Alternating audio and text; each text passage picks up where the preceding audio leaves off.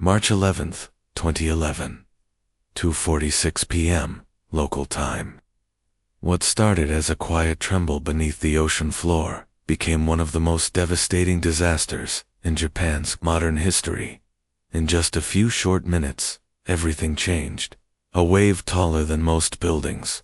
A disaster that reached far beyond what anyone could have prepared for. Over 15,000 lives lost, and thousands more left searching for loved ones. This wasn't a movie. This was real.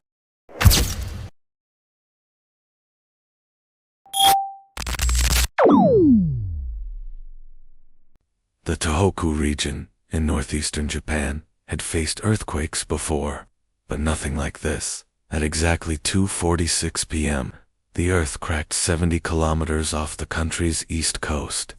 The Pacific plate slipped under the North American plate, unleashing a 9.0 magnitude earthquake, the strongest ever recorded in Japan. Buildings swayed across Tokyo, even though it was more than 370 kilometers away. For 6 minutes, the ground didn't stop moving. But the earthquake wasn't the end. It was only the beginning. What followed next, no one was ready for. The earthquake itself, the earthquake lasted 6 minutes, but its aftershocks stretched out for weeks. More than 800 aftershocks were recorded, many powerful enough to shake buildings on their own. People rushed out of homes and offices, confused and frightened. Some stood frozen, unable to grasp what was happening. Security cameras captured shelves falling, ceilings shaking, and entire roads cracking apart. Japan was used to earthquakes, but this one had an unusual silence afterward.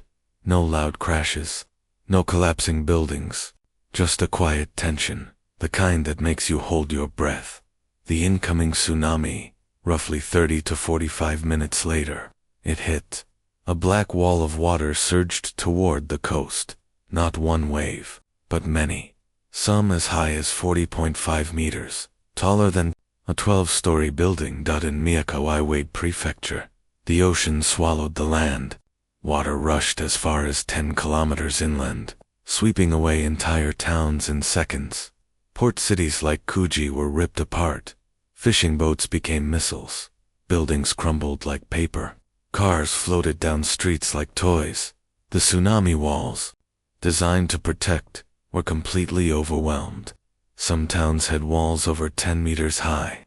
But it wasn't enough. Japan's tsunami warning system worked.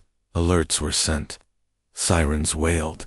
But for many, there simply wasn't enough time to get to higher ground. In towns like Rekuzentaka and Minamisan Marikyu, people could only watch from rooftops as their homes disappeared under dark, churning water. You can still find raw footage from that day, uncut, unfiltered, no narration needed.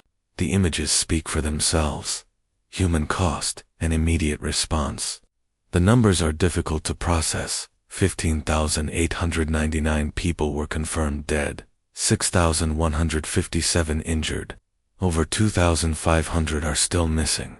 But these aren't just numbers. These were grandparents, children, doctors, teachers, entire families. More than 450,000 people were forced to evacuate. Some towns were so badly damaged that they no longer exist. Within hours, Japan's self-defense forces were mobilized. Over 100,000 personnel were sent in to help. Rescue workers pulled people from debris, volunteers from across the country, and the world rushed in with food, water, and support. Over 160 countries offered aid.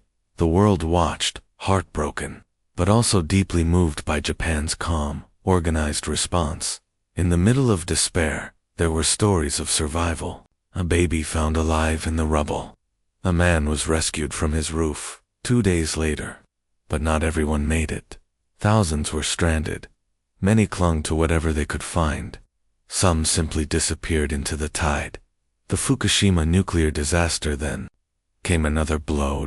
At the Fukushima Daiichi nuclear power plant, the tsunami waves knocked out the backup generators meant to cool the reactors. Without power, the cores overheated. 3 reactors suffered meltdowns. Explosions followed. Radiation leaked. It was no longer just a natural disaster. It became a nuclear crisis. Over 150,000 people were evacuated due to radiation fears. Some areas remain closed off even today. The name Fukushima would go down in history, a symbol of both danger and the thin line between safety and catastrophe. What happened on March 11, 2011, changed Japan forever. But even as the water receded and the shock wore off, something else rose in its place. Resilience. Japan didn't fall apart. It stood up, bruised but determined. Rescue workers kept going. Communities supported one another. Volunteers helped clean up streets they'd never lived on. And slowly, life began to return. New seawalls were built. Disaster alerts were upgraded. Emergency drills became stronger. Lessons were learned, at a great cost, but not forgotten. The pain remains, especially for those who lost loved ones. But so does the strength of a country that refused to break. Nature can be beautiful, but it can also be unforgiving. And when it turns without warning, it reminds us just how fragile our world can be.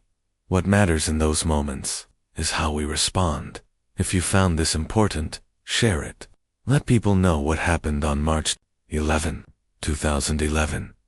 Because remembering isn't just about honoring the past, it's about preparing for the future.